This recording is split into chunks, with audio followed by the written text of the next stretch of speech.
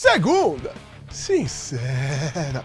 Segundou mais uma vez, meus amigos, e antes de ir para a nossa rodada de perguntas, eu vou falar sobre o reteste das cordas Soleis, que quem tá ligado aí no canal e acompanha os Segundas Sinceras, eu já disse que desde essa alta do dólar eu passei a experimentar umas cordas alternativas, dentre elas várias brasileiras, e essa daqui da Soleis não era uma opção, que eu já tinha tido algumas experiências com ela que não tinham me agradado muito. Elas tinham estourado comigo. Eu comentei isso no vídeo e a galera da Soleis foi muito atenciosa e me enviou novos pacotes de cordas para eu fazer o reteste. O reteste é uma coisa que é sempre muitíssimo bem-vinda, tá? O nome do quadral é Segunda Sincera, né? Então, o máximo de informação que a gente puder ter sobre as coisas para trazer da forma mais sincera, óbvia e objetiva aqui no canal, melhor. E o reteste foi feito exatamente na mesma guitarra que eu fiz o teste da SG Coated, que também está aqui no canal, que foi na minha Les Paul. Coloquei cordas 011 na Les Paul e coloquei também cordas 010 na minha Strat, na Tajimosa. Primeiro, aos testes de timbre, gravei da forma mais óbvia e direta possível, diretamente na placa,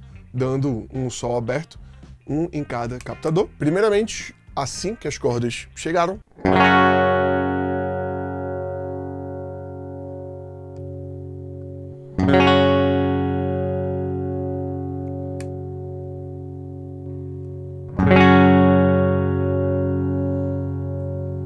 e eu achei bem bonito o timbre, tá? Bem claro, bem definido, com um brilho bacana. E o que eu observei foi que esse brilho estaladão, que é óbvio de cordas novas, no segundo dia ele já dá uma diminuída considerável, mas o que é massa é que ele se mantém de uma forma bacana por bastante tempo. Eu gravei exatamente os mesmos acordes 21 dias depois e o timbre ainda estava extremamente utilizável e bacana de se gravar, por exemplo.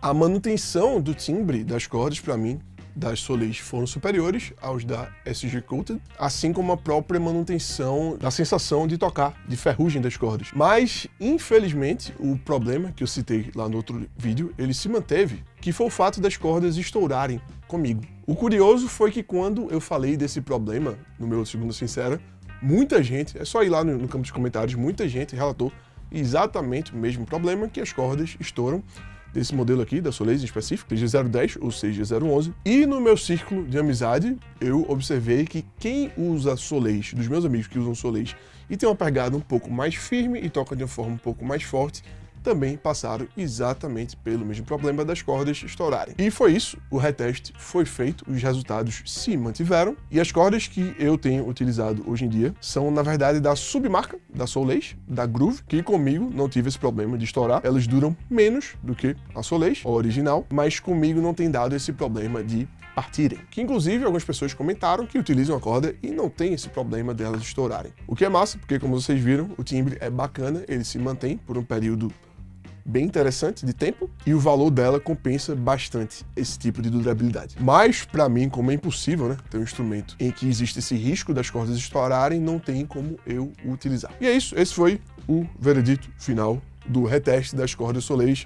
Vamos finalmente agora para a primeira pergunta. Poderia fazer um vídeo, se é que já não fez, sobre Impulse Response para iniciantes, por favor? Creio que com sua didática seria muito fácil de entender. Michael do Carmo Giarola. Muito obrigado, meu velho. E sim, esse vídeo já existe. É um vídeo gigante que eu vou desde a explicação mais básica possível, tá? Sobre Impulse Response, explicando ele de uma forma literalmente, muito literal mesmo, tipo física. E vou aprofundando, inclusive mostrando no software como eu faço a criação dos meus próprios Impulse Responses, inclusive com software 100% gratuito. Então, se você não sabe nada sobre Impulse Response e quer aprender bastante coisa, saca o vídeo que tá aqui no card. Inclusive, se você não quiser aprender como criar Impulse Response, se você não quiser aprofundar muito, mas quiser saber pelo menos o que é, também rola de clicar no vídeo e ver, tipo, um pedaço dele, saca? Enfim, tem bastante informação lá, do iniciante até o avançado, beleza?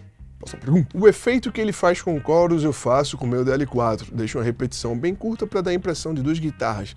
Ah, usa em mono mesmo porque não tem nem dinheiro nem road para carregar, tem vários amps. Então, Luiz Roberto Balcati, vários erros aí, tá?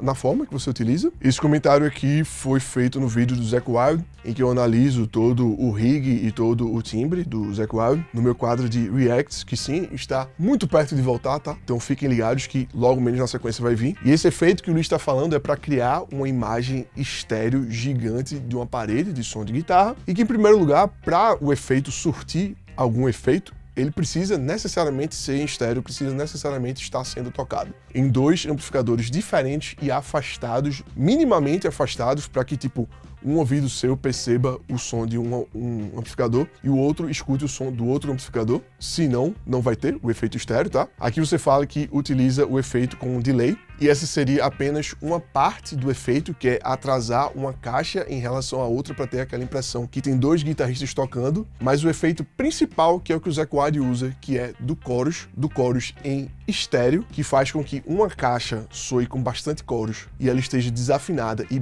consideravelmente com um timbre diferente da outra caixa. Daí que vem o efeito estéreo, da diferença de timbre em específico e um pouco de afinação entre as duas caixas. Isso aqui você não vai conseguir apenas com o delay. O delay pode sim dar uma impressão de engrandecida no timbre, mas a diferença que o chorus vai fazer é muito mais brutal e deixa muito mais cavalo o som. Como dá para perceber nesse vídeo aí, eu faço essa demonstração ao vivo com plugins, e na real o máximo que você está conseguindo fazer colocando esse delay e fazendo com que os dois sinais se reproduzam na mesma caixa embolar o seu timbre, saca? Então o meu conselho é: pare de fazer isso e só faça se você puder realmente ligar em duas caixas diferentes, beleza? Próxima pergunta. Vim pelo último vídeo que você fez, o que você usou para chegar no timbre. Lucas Luquete, ele tá falando aqui do meu vídeo da Paper Cut, de um show ao vivo que a gente gravou. E esse som de guitarra aí, eu acho que eu tenho um vídeo, velho, explicando ele bem direitinho. E eu vou deixar ele aqui no card. E na real foi uma forma muito simples. O som da guitarra, ele foi captado direto, tá? Direto, tipo, saiu do meu pedalboard, no caso só do drop, sem passar por nenhum pedal de efeito, e foi direto pra interface de áudio. Inclusive, na situação, foi essa Tascam aqui, dá até pra ver ela do meu lado ali no palco, computador aberto. E depois, eu simplesmente botei um plugin, que pelo que eu lembro, acho que foi até um plugin gratuito, e eu dou todas essas dicas nesse vídeo aqui, que tá aqui no card. E foi isso, de uma forma realmente bem simples, eu cheguei nesse timbre, e que eu acredito que boa parte também da realidade do som é do vazamento, tá? Como foi tudo ao vivo. O som de guitarra que tava rolando no dia, que eu levei inclusive meu Plexi, tá vazando em todos os microfones, então ele dá um corpo e uma realidade de som de guitarra, desse vazamento, né? De todos os microfones, mas isso é tipo aquele cheirinho, né? Aquele plus, aquele a mais, mas sei lá, 90 e tantos % do timbre veio de um plugin gratuito que foi utilizado com a guitarra diretamente em linha na interface de áudio, que funciona muito bem, tá? É isso. Próxima pergunta. Lucas, uma dúvida. Um captador de alto ganho bem afastado das cordas me trará uma percepção de captador de baixo ganho com aumento de sustain, pois com a distância dos captadores, os ímãs freiam menos as cordas, aumentando assim o sustain, certo? Tarcísio Feitosa Galdeano. Rapaz, temos um cientista aqui, né? Deixa eu entender isso aqui. Então, parece ter algum sentido, mas ao mesmo tempo, o sustain, querendo ou não, vai vir do que o captador está escutando, né? Então, se você está afastando ele da sua fonte sonora, que são as cordas, ele meio que está ouvindo menos zoada, né? Ouvindo menos barulho, como ele está mais afastado das cordas. O sinal que você está enviando para ele termina sendo menor também, né? Então, talvez, nessa matemática maluca aí que a gente está tentando decifrar, fosse mais interessante você ter um captador de baixo ganho mesmo, que vai ter o timbre um pouco mais certeiro com o que você quer. E se você precisar de mais sustain, e esse sustain for traduzido em realimentação, né, com altos ganhos, talvez seja o caso de você trazer esse ganho de algum pedal ou do seu amplificador, saca? Mas que eu acredito que o fato do captador estar ouvindo, né, estar pegando menos sinal do que se ele estivesse mais próximo das cordas, vai contribuir negativamente e não positivamente para o sustain, saca? Bom, comentem aí embaixo o que vocês acharam dessa possibilidade. Aqui, como eu já falei algumas vezes, eu gosto muito de captadores de médio e de baixo ganho, por causa do motivo que eu falei aí, né? Que se eu precisar de mais ganho, eu consigo empurrar com algum pedal, com algum amplificador, com alguma pedaleira, com alguma coisa, e eu consigo ter sons leves e de drives de baixo e médio ganho extremamente satisfatórios também, beleza?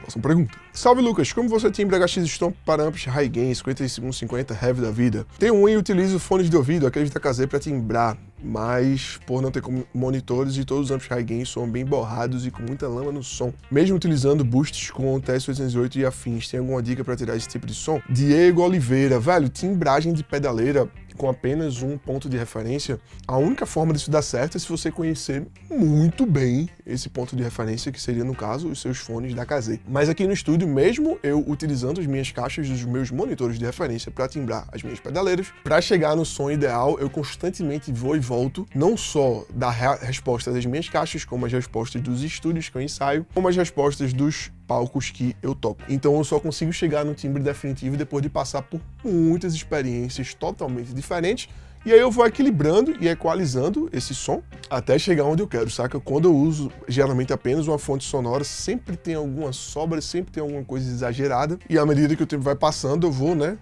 ajustando isso daí, saca? Geralmente nos timbres high gain, tipo, mais modernos, na HX Stomp eu não sei necessidade de usar boost, tá? Eu já acho os amps modernos dela muito justinhos e incríveis.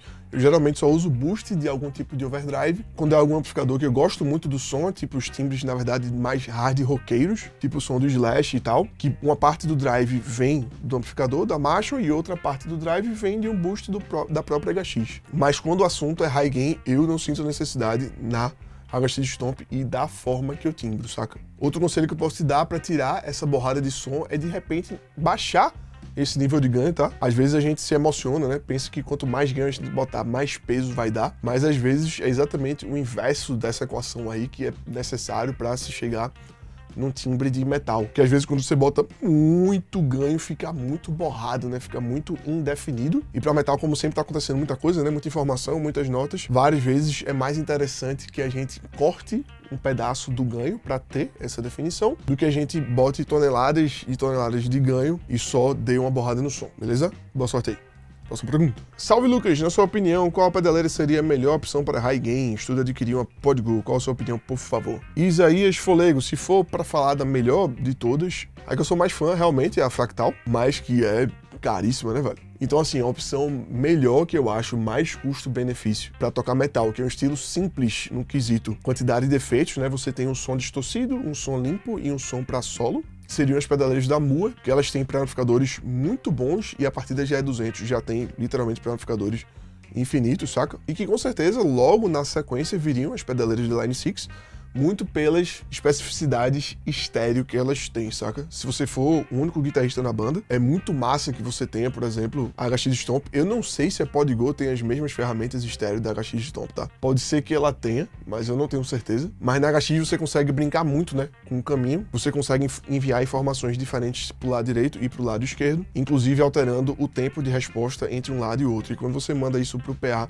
o som da sua guitarra fica gigante, enorme e vale muito a pena nesse sentido. Dá uma pesquisada sobre as possibilidades estéreo da PodGo, se tem como utilizar esses artifícios de abrir o estéreo dela, caso você seja o único guitarrista na sua banda. Se não, o mundo vai satisfazer, né? Porque provavelmente no PA vai ficar uma guitarra de um lado, outra guitarra do outro. Mas se for uma guitarra apenas, dá uma pesquisada sobre isso. E se for o caso, se a PodGo tiver, pode ir nela, meu velho, que vai ser som demais. E esse foi o último vídeo a última pergunta dessa segunda sincera da gente. Não se esqueça aí de deixar o like, novamente, como sempre, comentar literalmente qualquer coisa aí embaixo, se inscrever no canal e se você quiser ajudar mais ainda, torne-se membro aqui do canal, clica aí em Seja Membro, a partir de R$5 por mês, você já pode ajudar o canal a ter uma vida longa e próspera. Beleza, beleza? É isso aí, muito obrigado quem ficou até aqui, uma ótima semana pra todos vocês, valeu, falou.